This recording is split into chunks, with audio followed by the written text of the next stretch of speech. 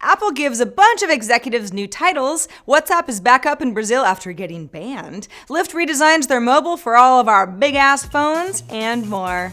It's Thursday, December 17th, and this is Crunch Report. Oh, hello, everyone. So Apple's moving around some executive positions, starting with Jeff Williams, who is Apple's new Chief Operating Officer. Apple hasn't had anybody in that COO role since Tim Cook became Apple CEO back in 2011. Has it been that long?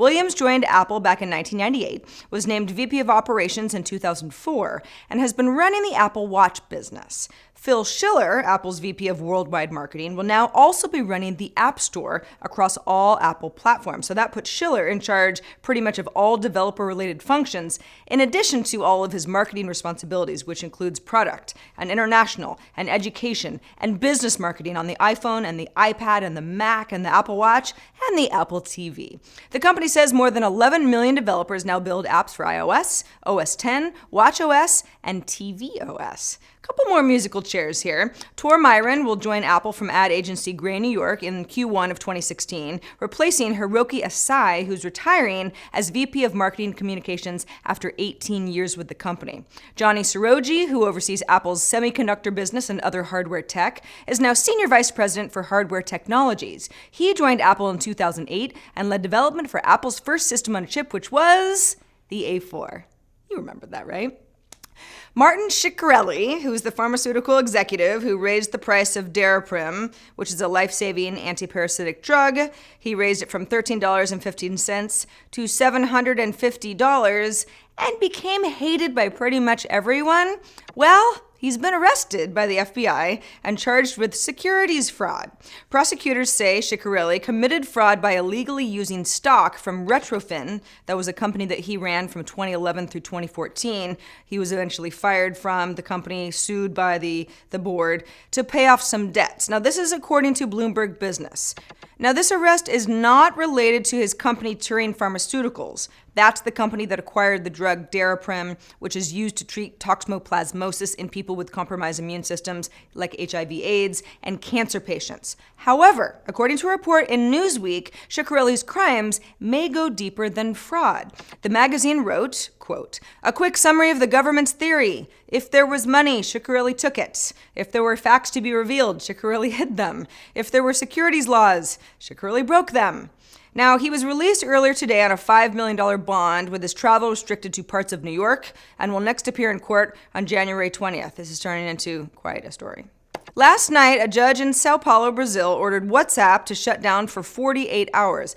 Now, this is an extremely big deal because WhatsApp is the single most used app in the entire country, with about 93 million people using it. That's about 93% of the country's internet population and installed on 92.5% of Android devices in Brazil. So here's what's going on. Brazilian telcos have been trying to convince the government for months now that WhatsApp's voice service is unregulated and therefore illegal, and have blamed the WhatsApp effect for driving millions of Brazilians to abandon their cell phone lines. Obviously, telcos don't want that. Now, according to Band News TV, there was also a specific criminal case involving a drug trafficker based in Sao Paulo that allegedly used WhatsApp services while committing crimes, and the court wanted access to communications with others, which WhatsApp claimed it did not have access to. Today, a judge at a higher court in Brazil overturned the ban and ordered the lifting of the 48-hour suspension, so it ended up to be about 12 hours of a ban total, but still very disruptive. Rival messaging system Telegram said that it saw 1 million downloads in Brazil in less than a day due to the WhatsApp outage. Now, Facebook CEO Mark Zuckerberg wrote of the shutdown, quote, "Until today, Brazil has been an ally in creating an open internet. I'm stunned that our efforts to protect people's data would result in such an extreme decision by a single judge to punish every person in Brazil who uses WhatsApp." WhatsApp, of course, is owned by Facebook. Have you a phablet, kind sir or madam? If so, join the club. I love mine. The big phone fad, I don't know what seems to be sticking. People love them. You've got the iPhone Pluses. Samsung's got big phones. In fact, those two companies make up about 66% of the phablet market. LG, Motorola, lots of others. They're making big phones. People love big phones. What sucks about big phones, though, is if you have small hands or even if you have big ones, it can be kind of hard to use them if you're trying to type or do anything with one hand. So how do we fix this conundrum? Well, look no further than ride-hailing service LYFT, which just launched a newly designed app to make getting picked up even easier with less finger stretching. Passengers can now reach price estimators or split rides or contact the driver all on the main screen more ergonomically.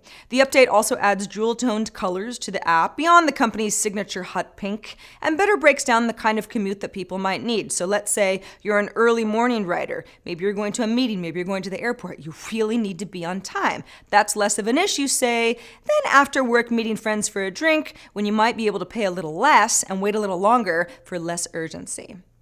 First round capital, VC firm or musical parody gang? When it comes to the holidays, the answer is both. First Round just released its annual holiday video. The company's been doing it since 2008. We all expect it at this point. And it's a mashup of lots of familiar tunes from Bieber and The Weeknd, and that stupid Uptown Funk song, except that in this case the lyrics are all shifted to tell the story of when the little baby startup was born in the manger or something holiday related. I don't know. It's well done. If you work in technology, you're going to see some familiar faces. And if you really want to parse the lyrics, Drew Olenoff, God bless him, has copied the whole thing in his article. Kudos to First Round for putting a lot of effort into a Yuletide tradition. You're all better people than I will ever be. And that is the report for today. I'm Sarah Lane. Getting close to Christmas, everybody. Woo! Crunch Report airs every weekday at 7 p.m. Eastern, 4 p.m. Pacific on TechCrunch.com. You can also find us on iTunes and on YouTube as well. We will see you tomorrow.